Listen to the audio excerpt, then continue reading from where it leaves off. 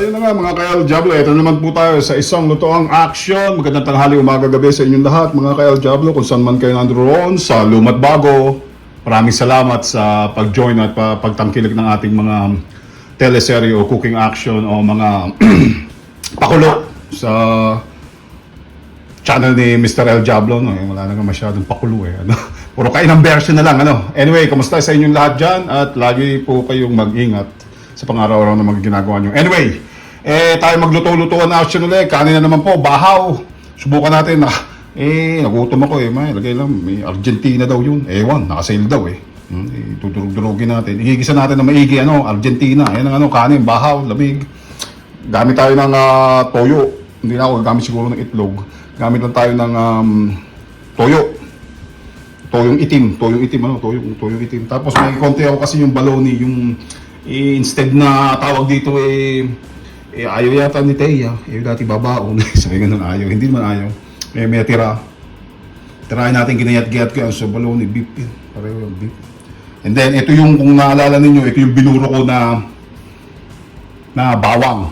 So may suka yan, ganyan na, hindi natin tatachapin, ilalagay natin dito, igigisa natin ng maigi to hanggang mag-brown siya ha mga ka-El Diablo. Other than that, kung gusto nyo maglagay ng itlog o asin, pero ako ngayon, toyo lang tayo ngayon.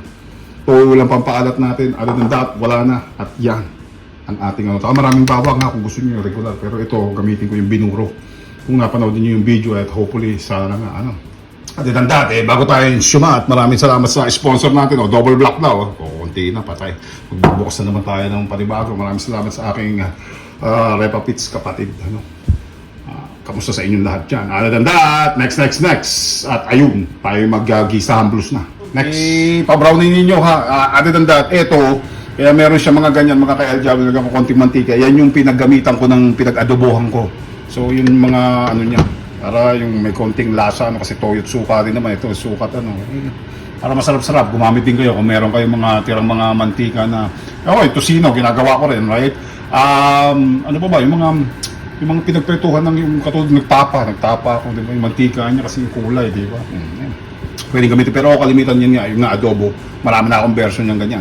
Other than that, pa-brownin nyo, gisan nyo ng maigi bago natin nilagay yung ating mga laman. Next, nilagay yung Argentina natin, ayan, brown down na. Gisan nyo ng maigi, tsaka yung baloney, yung, palakan sa tinapay na baloney na laman, Gisan nyo ng maigi.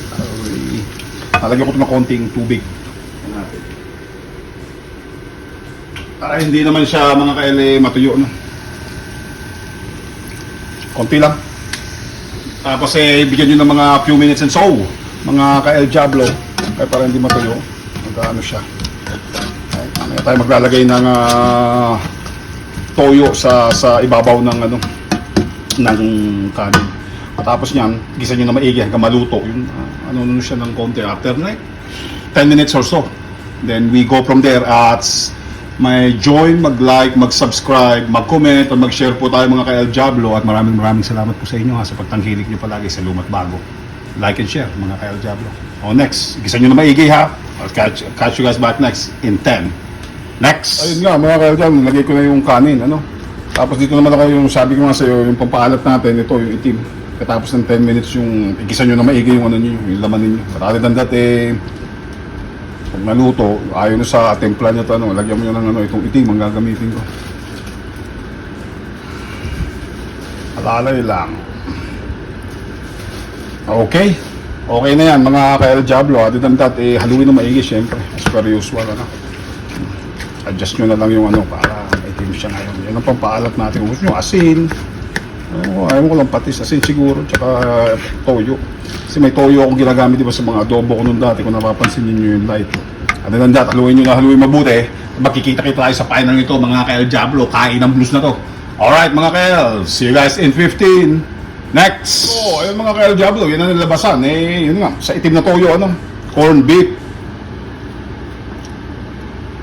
fried rice, Argentina corn beef sa itim na toyo with, baloney and laman.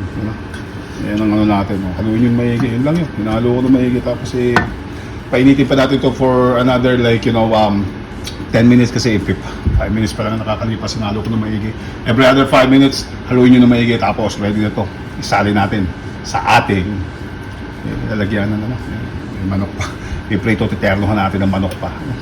Kaya pala ang laki ng yan. Lakas kumain. Other than that, ganun lang kasimple mga ka-El Diablo. Fried rice na kayo dyan, mga ka-El. I'll catch you guys back next. Sa mga susunod ko ng mga video, pero babalikan ko kayo sa pinali nito. Next. Mga ka-El Diablo, what Mr. L sa huli lagi ng kanyang mga video ay sinasabi niya, was Mr. El Diablo saying at the end of this video is keep it tight, real and clean, peace out, at yan.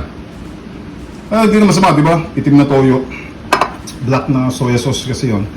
And other than that, yan yung ating, paano ba natin tatawagin ito? Pwedeng lalagyan pa dapat ng pampaang ng kaso. Siyempre, kakain si Teya, no? Other than that, ternohan ninyo ng tapa, piniritong itlog, kung ano man na inihaw, pwede yan, mga ka-El Diablo. Other than that, maraming salamat sa pagtangkilik, pagsubaybay ninyo. Keep it tight, real and clean. At ito ang ating, paano nga ba ito?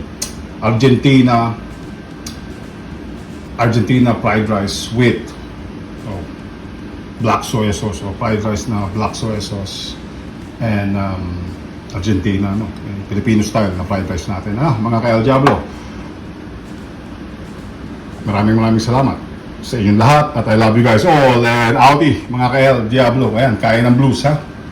Fried rice, tara! Kain ng tanghalian, hapunan, hindi naman pwedeng pulutan. Other than that, tara, kain ng blues. Thank you very much. At magkita-kita tayo ulit sa susunod na mga video ko, at maraming salamat. Love you guys all. Audi! Ladies and gents, girls and boys, peace!